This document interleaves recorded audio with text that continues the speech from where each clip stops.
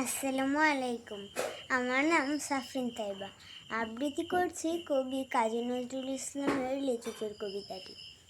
বাবুদের তাল পুকুরে, হাবুদের ডাল কুকুরে, সে কি বাস করলে তারা, বলি থাম একটু দাঁড়া।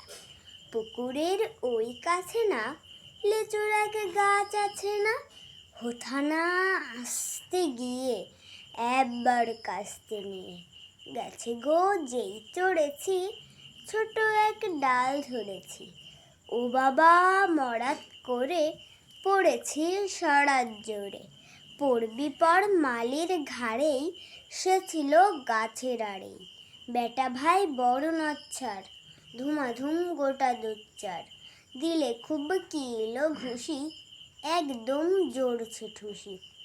আমিও বাগিয়ে থাপড়, দে হাওয়া চাগিয়ে কাপড়, লাফিয়ে ডিঙনু দেয়াল, দেখি এক ভিটে শেয়াল।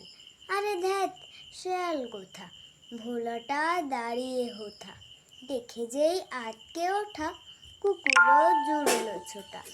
আমি কই কম্ম কাবার, কুকুরেই করবে সাবার, বাবা গো মা গো বলে পাঁচিলের ফোকর গলে ঢুকে গিয়ে বসদের ঘরে, যেন প্রাণ আসলো ধরে। যাব ফের কানমলি ভাই, চুরিতে আর যদি যাই, তবে মোর নামই মিছা, কুকুরের চামড়া খিচা।